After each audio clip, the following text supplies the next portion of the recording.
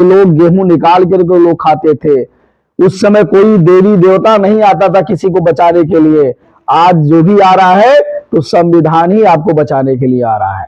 इस देश में संविधान का कानून लागू है, संविधान के जरिए देश चलता है। आज भी जितने विधायक है, संसद है, जब वो शपथ लेते हैं, ब्लॉक प्रमुख है, जितने शपथ लेते हैं, किसकी शपथ लेके आते हैं?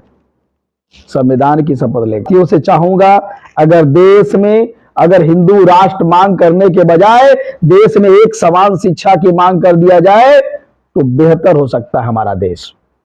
एक समान शिक्षा लागू हो, एक समान तरीके से लोगों को शिक्षा मिले, एक तरह का किताब हो। तो किसी प्राइवेट में देखेंगे तो दूसरी किताब है, किसी जगह देखेंगे तो दूसरी किताब है।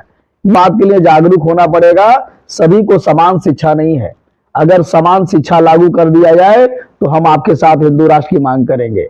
चलिए भी मान लेते हैं, जब हमारा देश, एक एग्जाम्पल बता रहे हैं, अगर कोई एक गांव है, वो गांव जो है रामपुर है, और गांव रामपुर गुलाम हो गया, अंग्रेजों के गुलाम हो गया, किसी के गुलाम के बस था, और उस गांव में 400 घर है, और उस एरिया में 400 एकड़ जमीन है। उस एरिया में 400 एकड़ जमीन है,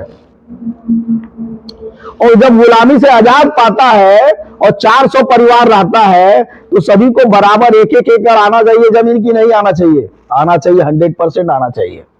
लेकिन जब देश हमारा आजाद हुआ उसी समय किसी को जमीन बिल्ली, सियार, कुत्ता, जानवर के नामों पे, भगवान के नामों पे, अल्लाह के नामों पे जमीनें क्या हो गई?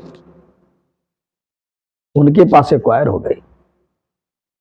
तो पहले हिंदू राष्ट्र की मांग करने वाले से मैं सलाह देना चाहता हूं, पहले सबको समान, एक समान जमीन की बंटवारा कर दीजिए, मैं हिंदू राष्ट्र की मांग करूंगा।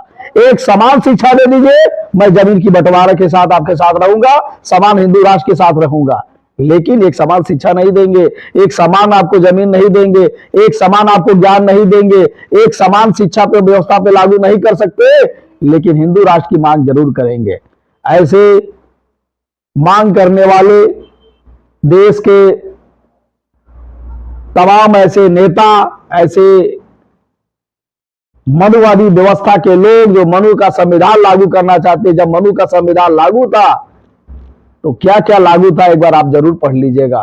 उस समय महिला को पढ़ने का अधिकार नहीं था, चाहे वो ब्राह्मण हो, क्षत्रिय हो, वैश्य हो, शूद्र हो, किसी को पढ़ने का अधिकार नहीं था। अगर अधिकार दिया तो भारत का संविधान दिया।